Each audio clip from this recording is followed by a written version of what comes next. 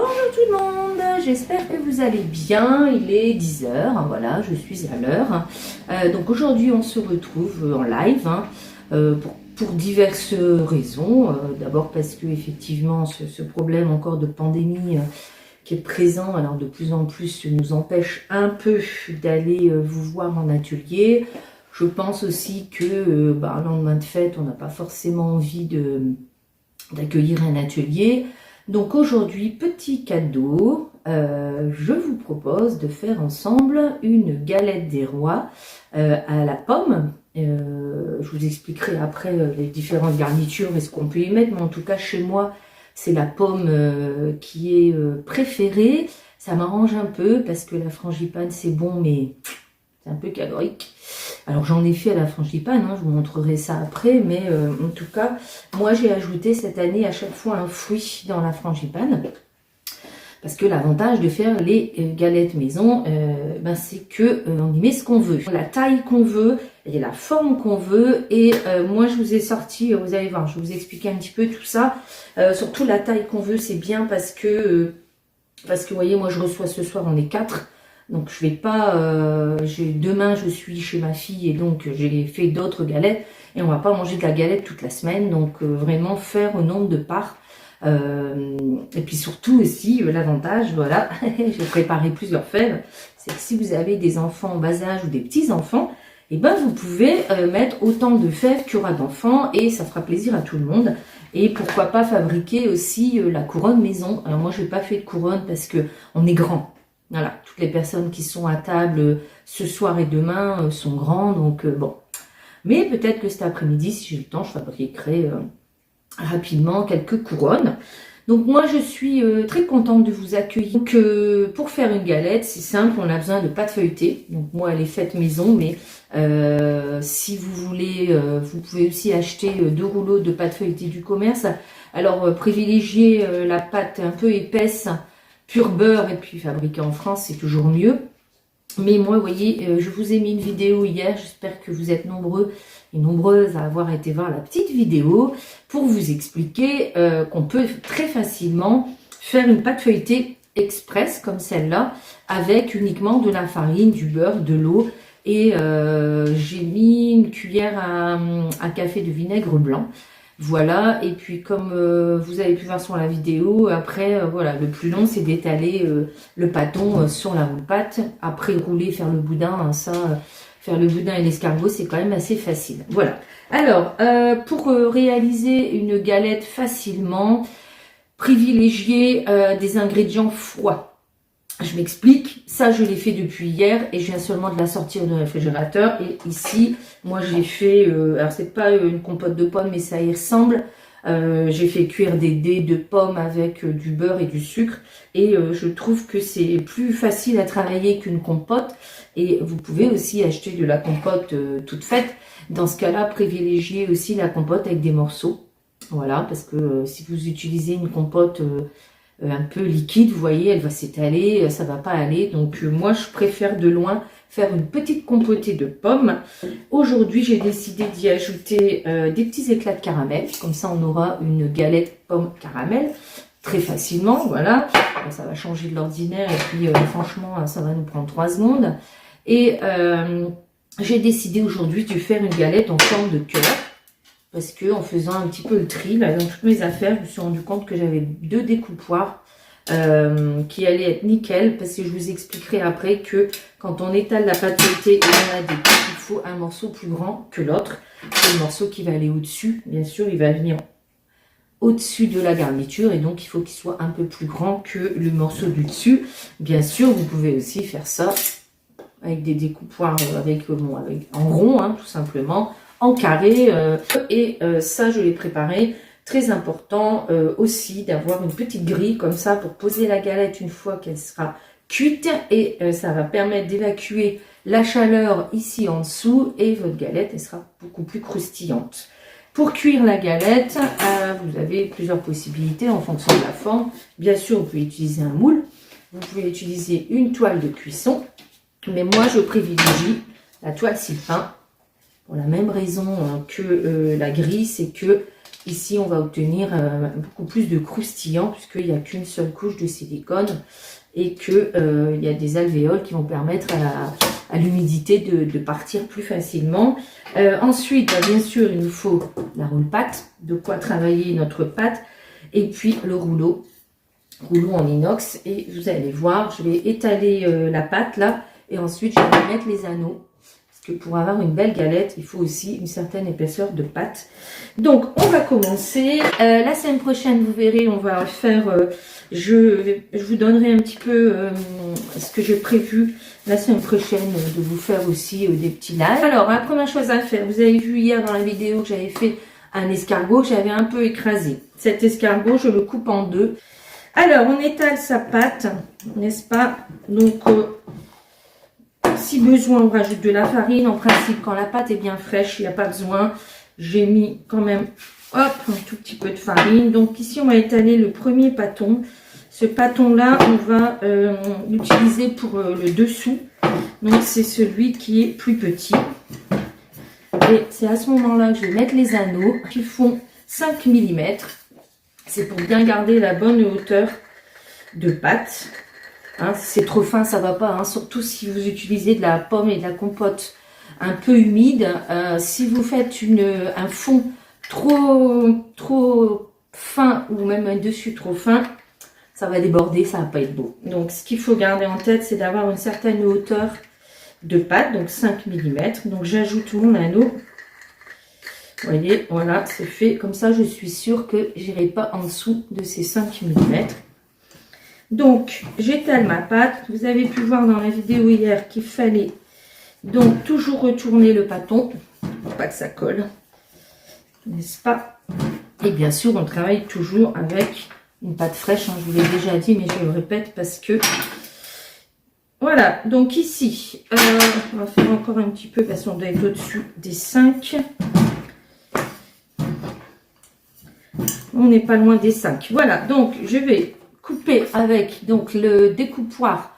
Si vous n'en avez pas, vous faites un rond, hein, voilà. Et puis vous voyez sur la roule-pâte, on a des mesures comme ça, donc ça permet de dire bah, si je fais 20 sur le dessous, je vais faire 22 sur le dessus. Donc moi je vais prendre hop, le plus petit des deux cœurs. En même temps on prépare la Saint-Valentin. Et donc vous avez vu, moi je fais pas une grande galette, je vous l'ai dit, hein, parce que ce soir on n'est pas nombreux et je veux pas qu'il y ait de reste. Alors là, la première partie, je vais la poser sur la scie pain. Je vais mettre la deuxième partie. Et là, cette partie-là, je ne pourrai plus l'utiliser en feuilletage, sauf, vous voyez, si je l'utilise, par exemple, là, pour ce soir, je vais faire des petits feuilletés au fromage. Donc, je vais étaler un peu plus finement, donc j'enlèverai les anneaux après et je vais pouvoir utiliser ces petites chiquettes là pour faire un feuilletage. Par contre, si je retravaille ma pâte, il n'y a plus de feuilletage. Donc je vais plier ça comme ça, parce que justement j'ai dans l'idée de faire des petits feuilletés au fromage avec les restes du fromage des fêtes. Alors on va maintenant étaler le deuxième pâton et on va donc le faire un peu plus grand, donc toujours avec mon anneau de 5 mm. Donc ici, je vais regarder, impeccable. Donc, ce que je vais faire, c'est que je vais poser la deuxième partie. Donc, la pâte, elle fait bien 5 mm. Donc, je vais poser ça. Alors, petit conseil, si vous avez le temps, c'est bien de remettre ces deux parties dans le réfrigérateur. Et ce qui est important aussi pour réussir une bonne galette, c'est travailler aussi avec une garniture froide. Donc ça veut dire que si vous n'avez pas préparé votre garniture d'avance, vous voyez ces deux hauteurs de pâte feuilletée, vous pouvez les remettre au frais. Donc, ou au garage, en ce moment il fait un peu frais. Donc moi j'ai préparé ma garniture, bien sûr, sinon ça aurait été un petit peu compliqué. Donc il faut absolument travailler une garniture froide. Pour faire la frangipane, il faut faire une crème d'amande et une crème pâtissière. Et il faut mettre 2 tiers de crème d'amande pour 1 tiers de crème pâtissière. Et vous pouvez aussi garnir, comme moi j'ai ajouté, j'avais fait une petite compotée de myrtille donc que j'ai mis. Et puis j'ai fait aussi une galette frangipane pomme tout simplement en mixant des pommes crues et en mettant ces pommes sur la frangipane tout simplement. On a un petit peu de fruits quand même. Donc nous, on a besoin maintenant de battre un œuf. Donc j'ai préparé. Donc ça j'en ai plus besoin, vous voyez, je peux hop, faire comme ça. Je l'utiliserai après pour faire mes feuilletés. Donc je vais battre un œuf, tout simplement, parce que hop, je vais avoir besoin bien sûr pour fermer mes deux pâtes de badigeonner un peu d'œuf autour de la plus petite des pâtes. Et puis bien sûr on va venir dorer la galette. Alors j'ai oublié de vous dire, si vous voulez cuire la galette tout de suite après l'avoir réalisée, vous mettez le four à 200. Moi, je ne vais pas la cuire tout de suite. Je vais la remettre un peu au frais. C'est toujours bien qu'un feuilletage, quand il arrive dans le four chaud, il soit froid pour que le feuilletage se développe. Donc, on ne va pas pouvoir voir la cuisson de la galette ensemble. Mais c'est pas grave, je vous ferai une petite vidéo. Des personnes qui ne pouvaient pas être présentes ce matin qui m'ont demandé de garder la vidéo. Donc, du coup, je vais faire un petit montage. Donc, j'ai battu mon œuf. Ici, moi, je prépare toujours un sirop. Hop, je vous expliquerai après à quoi ça sert. Donc, je vais prendre le plus petit morceau de pâte. Je vais venir étaler. Je vais peut-être en avoir beaucoup, tiens, c'est pas grave. On la mangera comme ça. On laisse donc un espace. Hein. Alors, plus c'est de hauteur, plus je peux mettre de garniture. Hein, donc, hop. J'en aurai un peu beaucoup. Je ne sais plus combien j'ai fait de pommes parce qu'en fait, moi, j'ai utilisé les dernières pommes du jardin qui étaient de taille un peu... c'est du jardin, hein, donc il y a des petites, il y a des grandes, il y a des minuscules. Voilà, donc ici, j'ai mis ma garniture. Je laisse un espace autour, hein, vous avez vu. Je vais mettre, moi, mes éclats de caramel. Voilà. On va avoir une galette pomme caramel. Alors, pourquoi c'est intéressant de faire une galette maison? Comme je le disais dans la vidéo, surtout par rapport au prix de revient. Et vous voyez, si vous allez, j'aime beaucoup les pâtissiers, mais si vous allez chez un pâtissier et vous demandez une galette pomme caramel, le prix il sera forcément un peu plus élevé. Alors que vous avez vu, j'ai mis 3 pincées d'éclat de caramel. Alors ensuite, on va venir mettre l'œuf ici. Alors ça peut être de l'eau, hein. Moi je mets de l'œuf parce que tant qu'à faire, comme je l'ai cassé pour la dorure, mais vous pouvez aussi mettre de l'eau. Et je vais venir mettre le deuxième morceau délicatement. Donc vous voyez, ça va être juste ça. Alors je peux pas, je vous dirai si vous voulez en commentaire la différence entre les deux là. Pour vous dire combien, il n'y a pas grand chose, vous voyez. Et puis voilà. Ensuite, on va bien pincer. On va pincer comme ça. Parce qu'il ne faut pas que la garniture elle se sauve. Voilà. Et ensuite, avec un couteau, on va venir faire les petits dessins. Alors là aussi, hein, vous faites le dessin que vous voulez. Comme ça.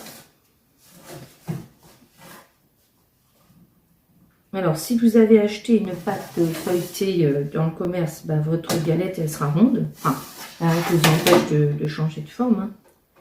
Mais en général, vous allez la garder ronde. Voilà. Donc, on va venir badigeonner d'œuf. Voilà. Voilà, voilà. Et ensuite, avec un couteau, vous allez pouvoir venir faire ce que vous voulez. Donc moi, vous voyez, j'ai un autre découpoir cœur. Vous voyez, je vais m'amuser à refaire un cœur. Voilà. Je vais même en faire un à l'intérieur. Alors, je suis pas très douée pour les dessins, moi. C'est pas vraiment pas mon fort. Alors, l'avantage de faire une galette maison, c'est que en fonction des formes, vous pouvez vous souvenir aussi de la garniture. Pas terrible mes cœurs, c'est pas grave. Alors voilà, donc ça, moi je vais le remettre au frais. Je vais mettre mon four à 200. Ah, j'ai oublié la fève. Mon Dieu. Merci Sylvie. En plus, je dis qu'on peut en mettre plusieurs, j'en mets pas. Voilà, je vais ouvrir sur le côté. Hein. Oh là là, mon Dieu. Ça, c'est... regardez, hop. Je vais mettre l'âne. Personne ne me l'aurait dit, hein. Heureusement que Sylvie est là. Hein. Voilà, hop. C'est résolu. Il ne faudra pas que je prenne celle-là parce que je vais savoir où elle est la fève. Forcément. Voilà, alors, hop. C'est résolu, j'ai mis la fève. Bon, après, on est grand, si on n'avait pas eu de fève. C'est à ce moment-là, vous pouvez en mettre plusieurs. Hein. Donc, moi, j'en ai mis qu'une. Donc, ça, je vais le mettre au réfrigérateur en attendant que mon four atteigne les 200 degrés. Et avant de repasser au four, je remettrai un petit peu d'œuf. Donc, la cuisson, bien sûr, elle dépend de la taille de votre galette. Si vous avez une grande galette plutôt épaisse, vous serez parti plutôt, alors on va mettre 10 minutes à 200. Pour une grande galette, on va mettre 10 minutes à 200 et puis on mettra, allez, 30-35 minutes à 180. Moi, vous avez vu, ma galette, elle est plutôt petite, donc je vais mettre 10 minutes à 200 et 20 minutes à, on va dire 20 minutes à 180 à peu près. Donc là, ce qu'on a utilisé aujourd'hui, bien sûr, vous connaissez toute la plaque alu, la toile cils peint. Alors le rouleau ici, j'ai 3 jeux d'anneaux qui est livré avec, c'est un rouleau en inox. On a travaillé sur la roule-pâte évidemment. J'ai utilisé la cuillère magique, le bol micro-ondes et notre super pinceau avec ces longs, on peut pas appeler poils, mais on va dire poils en silicone. Ensuite, ça c'est la grille qui va me permettre, donc je vous ferai la vidéo hein, du démoulage entre guillemets, puisqu'il n'y a pas vraiment de démoulage. Et puis sur la vidéo, vous verrez, je mettrai aussi ce fameux sirop. Alors ça, ce sirop là, c'est de l'eau et du sucre, hein, tout simplement. Vous venez le mettre à la fin de la cuisson pour donner un joli brillant à votre galette, comme font les professionnels. Donc si vous avez des questions, allez-y, c'est le moment. Si vous avez réalisé la galette ou si vous allez réaliser la galette, envoyez-moi la photo. Voilà. Parce que j'aime bien partager les réalisations de mes clientes. C'est toujours intéressant que les gens qui me suivent se rendent compte que ce matériel-là, en fait, vous allez investir pour des années et vous allez très très vite l'amortir. Parce que quand on voit le prix d'une part de galette, je n'ai pas calculé là, le prix de revient, mais là, clairement, le plus cher, c'est les 250 grammes de beurre que j'ai mis dans la pâte feuilletée. Vous avez vu que je vais faire certainement des croissants, une galette et des petits feuilletés. Donc voilà, hein, la pâte maison, ça équivaut à peu près, alors là ici on est sur 2 rouleaux à peu près du commerce, 2 ou 3 rouleaux du commerce. Tout simplement, vous savez ce que vous mettez dedans, hein. C'est ça qui est intéressant aussi. Donc le matériel Guy de Marle, vous connaissez ou pas, vous pouvez visiter la e-boutique. En ce moment, il y a des petites offres. Je mettrai le lien de la e-boutique avec tout ce que je vais utiliser aujourd'hui. Si vous décidez de vous équiper, que vous n'êtes pas encore cliente, contactez-moi avant par message privé ou bref, vous allez me trouver, hein, Catherine Maurice. Je pense que sur internet, vous risquez de trouver mon numéro de téléphone. Donc pourquoi? Parce que pour toute première commande, vous pouvez avoir un bon de parrainage de 5 €. Donc ça, c'est moi qui l'envoie. C'est toujours intéressant, hein, ça fait économiser les frais de port. Et puis, écoutez, j'espère que je vous ai donné les conseils pour réussir au mieux. Parce que moi, avant, j'avais pas de conseillère qui me conseillait. Et des galettes, j'en ai raté quand même un petit paquet. Parce que je mettais de la garniture chaude. Parce que je savais pas attendre. Donc là, vraiment, prenez votre temps. La pâte, elle est fraîche. La garniture, elle est fraîche. Et remettez, vous avez le temps, hein, si c'est pour ce soir ou demain, de remettre la galette au frais pour avoir quelque chose de joli. Voilà, si vous voulez faire cette recette-là pendant l'année, pourquoi pas. On fait comme moi, on oublie la fève. Hein. Et puis voilà, ça fait je crois que c'est un pétivier que ça s'appelle. Je vous souhaite de passer un bon week-end. Si vous avez des questions, vous pouvez commenter la vidéo. Hein, j'y répondrai avec joie. Voilà, donc pour compléter la vidéo de la petite galette aux pommes, je vais vous donner une idée, puisqu'il me reste à compoter de pommes et puis de la pâte feuilletée. Mais écoutez, moi finalement je vais faire le goûter pour cet après-midi. Donc je vais faire des mini chaussons aux pommes. Donc je récupère donc la pâte que je n'ai pas retravaillée, je vous rappelle. J'ai enlevé les anneaux. J'ai enlevé les anneaux pour pouvoir étaler la pâte un peu plus finement, pour en avoir un peu plus. Et on va donc mettre les morceaux les uns à côté des autres pour pouvoir donc garder le feuilletage. Donc voilà. Et je vais voir combien je peux faire de mini chaussons aux pommes pour le goûter de cet après-midi. Donc un petit peu de clac. Alors pour ce faire, j'ai préparé un découpoir.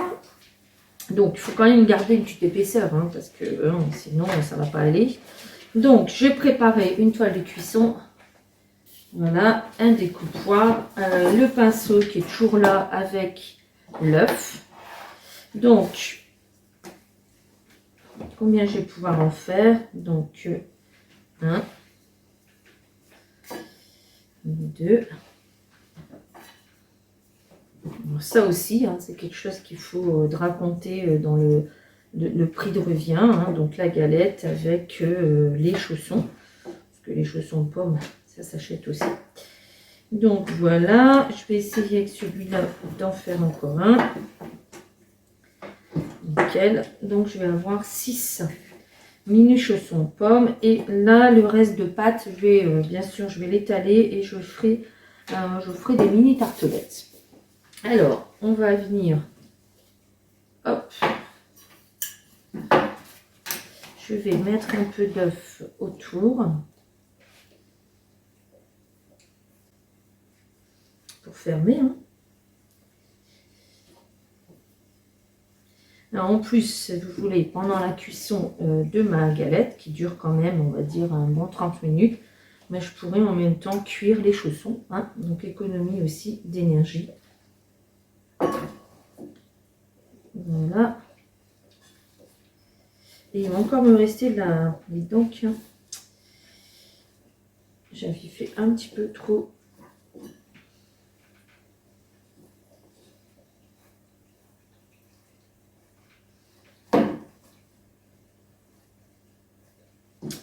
Alors ensuite, on va venir fermer chaque chausson.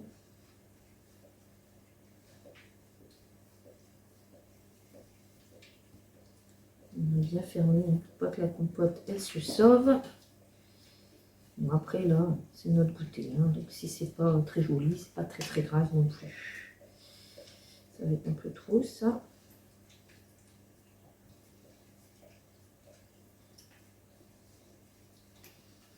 Voilà. Et pourquoi pas aussi ajouter une fève. On va faire, hop, il y en aura un. Il y en aura un qui aura la fève.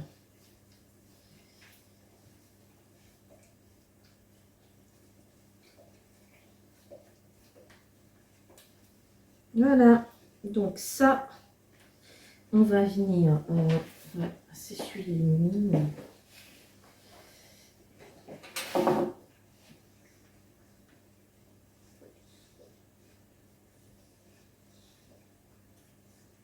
Donc, le but de bien fermer pour pas que ma compote se sauve.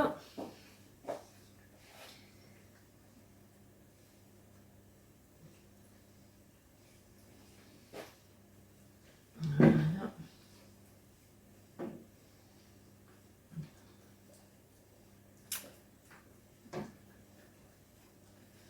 Pas facile, Et puis, on va venir un peu grigner comme ça. Alors, hop. Alors, je vais mettre les chaussons en même temps que la galette, mais bien sûr, je vais les laisser moins longtemps. Là, il faudra surveiller. C'est plus petit, hein, donc ça va aller beaucoup plus vite à cuire.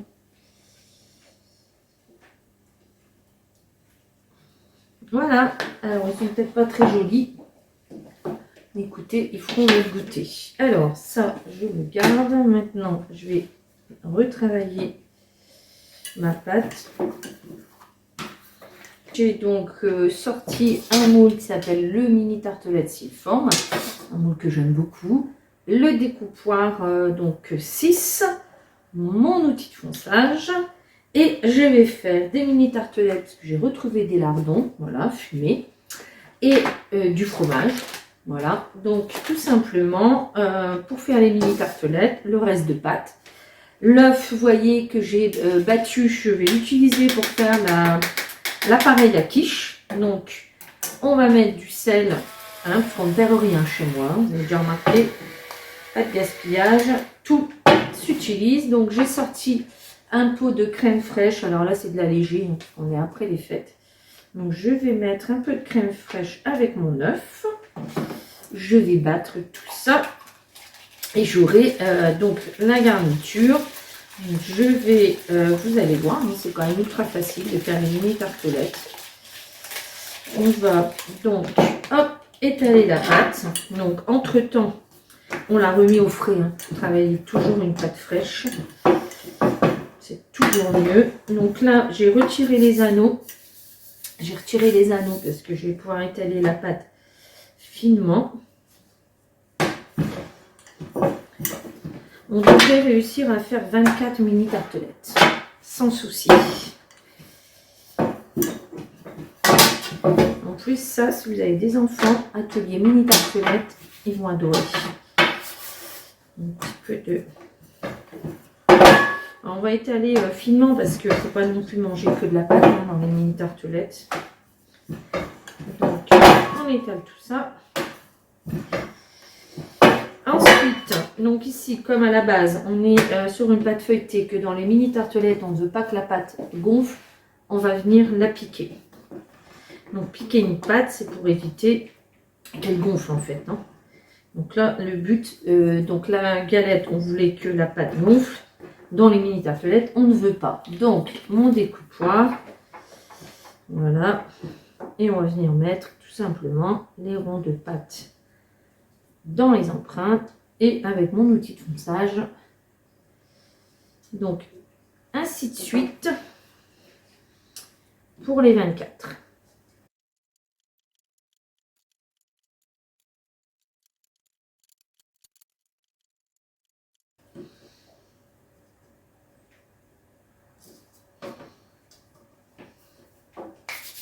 Voilà. Donc mes mini tartelettes là sont prêtes à accueillir la garniture. Donc on va maintenant mettre un lardon dans chaque empreinte. Un ou deux lardons, hein. Ça dépend de la quantité de lardons que vous avez. On va commencer par un. On rajoutera si on en a trop. Donc voilà, on va mettre, alors bien sûr que vous pouvez mettre autre chose que des lardons, hein, un cube de fromage, s'il vous reste du fromage des fêtes, un petit cube de fromage et ça fait la garniture avec l'appareil à quiche, tout simplement.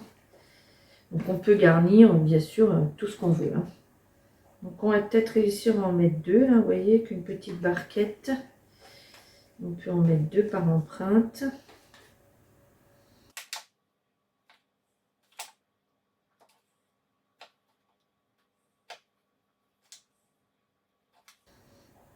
Et une fois qu'on a fini de répartir les lardons, eh bien, on va prendre notre appareil à quiche et avec la petite louche, on va répartir un peu d'appareil dans chaque empreinte. Donc, pas besoin d'en mettre beaucoup hein, parce que ça gonfle. Il ne faudrait pas, comme on est avec un moule Flexipan Air, il ne faudrait pas que la garniture déborde. Parce que si elle déborde, elle passe à travers le moule, hein, parce que c'est un moule avec une seule couche de silicone, donc ajouré. Donc on en a assez, vous voyez le reste de l'œuf. J'ai mis allez, 2 cuillères à soupe de crème. Voilà, on va faire en sorte d'en avoir assez quand même. On va faire attention parce que quand même de l'appareil à quiche, il en faut dans toutes les mini tartelettes. Donc j'en ai encore une là. Très pratique, vous avez vu ma louchette, elle fait aussi office de râtoir. Je ne laisse plus rien. Et je vérifie si j'en ai mis partout. Voilà. Et ensuite, tout simplement, on va mettre du fromage râpé au-dessus de chaque tartelette. Et ça nous fait une mini quiche Lorraine. Voilà. Alors, la cuisson de ça, on est parti sur un four à 190, une dizaine de minutes en gros. Donc, ces mini tartelettes, vous allez pouvoir soit les servir en les réchauffant un peu, soit les mettre au congélateur, pas trop longtemps parce que lardon c'est du porc, ça supporte pas bien la congélation. Donc on va pouvoir mettre ça, allez, un petit mois dans le congélateur, on va sortir au fur et à mesure des amis ou de la famille qui passent pour les œufs, un petit apéro vite fait et qui vous aura coûté pas grand chose. Là, je vais essayer aussi de faire le prélevien. Alors, en plus, moi, avec mes lardons à moins 30, voilà. Il va me restait, allez, c'est un paquet de combien ça? Il me restait peut-être 100 g de gruyère. 100 g de gruyère, c'est 60 centimes d'euros. Je vous rappelle, comme ça en passant. Ça dépend de la marque, etc. Mais allez, on va dire allez, 80. Voilà, donc ça au four pendant une dizaine de minutes. Et bien, on se retrouve tout à l'heure pour... en fait, on va voir la cuisson de la galette, des mini chaussons et des mini tartelettes. Voilà, donc la galette sort tout juste du four. Juste avant la galette étaient sortis du four les mini chaussons. Donc maintenant, on va mettre la galette sur la grille. Voilà. Et on va venir le badigeonner avec le sirop. Voilà, on va nous donner un beau brillant. Donc ça, c'est la technique des pâtissiers. Hein.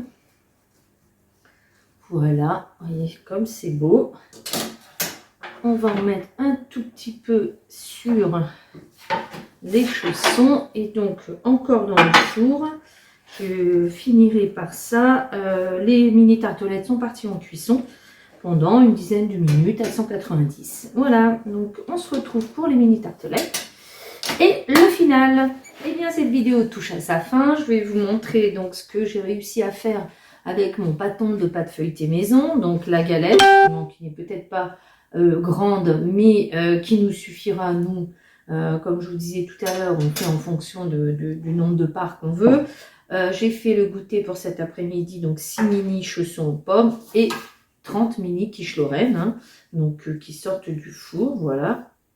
Alors ces quiches Lorraine, je les ai pas fait cuire totalement parce que je vais les réchauffer ce soir pour l'apéritif. Donc je vais essayer de vous calculer rapidement un prix de revient de tout ça, comme d'habitude, hein, parce que vous savez que j'y tiens beaucoup. J'espère que ça vous a plu. On se retrouve assez rapidement sur la chaîne YouTube ou en live sur Facebook. Vous pouvez vous équiper sur la e-boutique de tout le matériel que j'ai utilisé. Pour cela, si vous n'êtes pas encore cliente, eh bien contactez-moi. Si vous êtes déjà cliente, n'oubliez pas de vérifier que c'est bien mon nom qui apparaît sur votre compte, parce que parfois ça bug. Je vous remercie et puis je vous souhaite à tous encore une fois une très bonne année 2022. Bye bye!